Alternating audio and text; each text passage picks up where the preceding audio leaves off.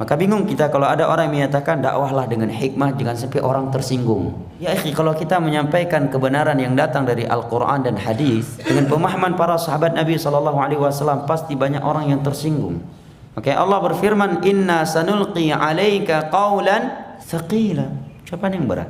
Sekarang berbicara tentang tauhid, menyuruh manusia untuk memurnikan ketergantungan hati mereka hanya kepada Allah. Kita terangkan bahaya syirik, tidak boleh menyembelih untuk selain Allah, menyembelih untuk laut, tidak boleh melahap berkah ke kuburan-kuburan, tidak boleh menjadikan orang-orang yang telah meninggal sebagai perantara antara kita dengan Allah dalam beribadah, dalam berdoa. Tetapi hendaknya langsung kita berdoa kepada Allah. Pasti banyak orang yang marah.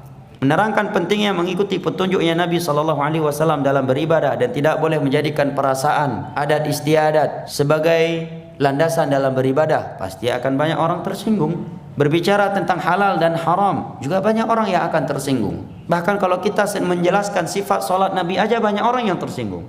Kita sedang menerangkan sifat solat Nabi, tiba-tiba ada orang yang akan menyatakan, emangnya solat kalian aja yang benar? Udah pasti solat kalian aja yang diterima oleh Allah, solat orang lain nggak diterima. Sedang dijelaskan hadis-hadis yang menerangkan sifat solat Nabi tanpa menunjuk batang hidung manusia bahwa solat kamu nggak benar. Tapi banyak orang yang tersinggung tatkala merasa solatnya itu tidak sesuai dengan apa yang dijelaskan dari hadis-hadis Nabi. Oke, kalau kita ingin bicara masalah agama Allah dengan syarat jangan ada yang tersinggung, maka sungguh tidak ada yang mampu berdakwah. Nabi pun tidak mampu menyampaikan kebenaran. Pasti banyak orang yang akan tersungging, bukan sekedar tersinggung.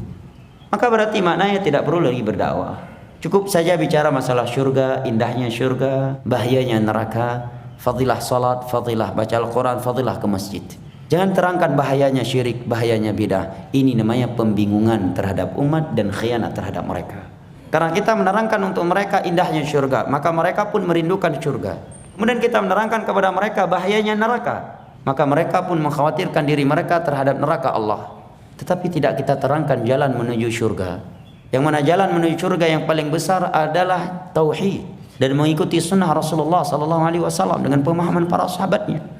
Setelah kita menerangkan kepada mereka ngerinya neraka Allah Jalla wa'ala, tetapi kita diam, tidak berbicara tentang bahaya syirik, yang mana syirik adalah dosa yang dapat mengekalkan manusia dalam neraka Allah. Innahu may yusyrik billah faqad haramallahu alaihi al-jannata wa ma'wahu an-nar wa ma lidh-dhalimin min ansar. Apabila seorang mati membawa satu syirik saja, dari syirik besar, umurnya 80 tahun, 70 tahun, 11 bulan, 29 hari dia selalu bertauhid dan selalu ibadah sesuai dengan sunnah Nabi. Satu hari sebelum mati dia datang ke kuburan, menjadikannya sebagai perantara antara dia dengan Allah dalam beribadah, atau menyembelih untuk laut, atau menganggap ada orang wali-wali yang mengetahui perkara gaib. Selesai. Ibadah yang ia lakukan dengan ikhlas dan sesuai dengan sunnah Nabi tadi selama 20 tahun, 11 bulan, 29 hari, itu hangus, tidak akan berguna, akan menjadi debu yang berterbangan di sisi Allah. Allah berfirman, wa qadimna ila ma amilu faj'alnahu haba'an mansura. Kami kumpulkan ibadah-ibadah mereka pada hari kiamat, maka kami jadikan debu yang berterbangan, kata Imam Az-Zahabi rahimahullah di awal kitab Al-Kabair, karena mereka membawa dosa syirik.